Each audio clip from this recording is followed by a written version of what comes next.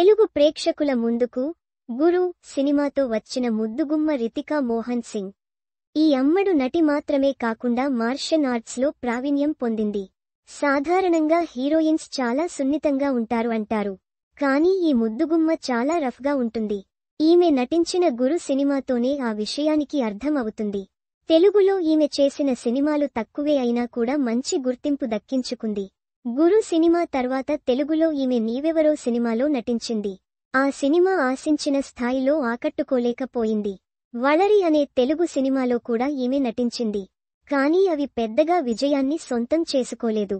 దాంతో తెలుగులో ఈమెకు పెద్దగా ఆఫర్లు రావడం లేదు. రితికా తెలుగులో ఆఫర్లు రాకున్నా హిందీ, తమిళ, మలయాళ భాషల్లో సినిమాలు చేస్తూ బిజీగా ఉంది. ఇండస్ట్రీలో అడుగుపెట్టి దశాబ్ద కాలం అవుతున్నప్పటికీ ఈ అమ్మడు చేసిన సినిమాలు చాలా తక్కువ. అయితే చేసిన ప్రతి సినిమాలోనూ తన బెస్ట్ ఇచ్చేందుకు ప్రయత్నిస్తున్న ఈ అమ్మడు ముందు మరిన్ని సూపర్ హిట్ సినిమాలు చేయాలని కోరుకుంటుంది. కానీ ఈమెకు అందుకు తగ్గట్లుగా ఆఫర్లు రావడం లేదు. తెలుగులో ఇక మీదట ఈమెకు ఆఫర్లు వస్తాయా అనేది అనుమానమే అనే అభిప్రాయంను కొందరు వ్యక్తం చేస్తున్నారు. అయితే సోషల్ మీడియాలో ఈమెకు మంచి ఫాలోయింగ్ ఉంది.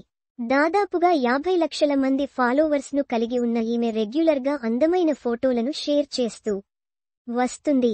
ఇన్స్టాగ్రామ్లో రెగ్యులర్గా తన అందమైన ఫోటోలను షేర్ చేయడం ద్వారా వార్తల్లో నిలుస్తున్న రితికా మరోసారి తన అందమైన ఫోటోలను షేర్ చేసింది.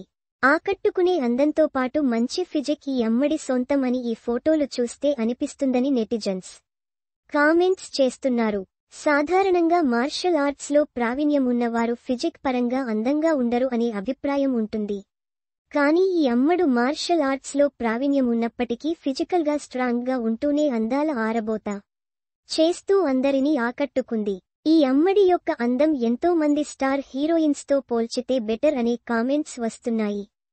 చిన్నప్పటి నుంచి కిక్ బాక్సర్గా మిక్స్డ్ మార్షల్ ఆర్ట్స్లో శిక్షణ పొందిన రితికా సూపర్ ఫైట్ లీగ్ ప్రారంభ సీజన్లో కనిపించింది.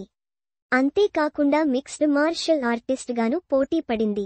ఎన్నో స్టేజీలపై ప్రదర్శన ఇచ్చిన రితికా సింగ్ 2009లో ఆడియాలో జరిగిన ఇండోర్ క్రీడల్లో భారతదేశం తరపున పాల్గొంది.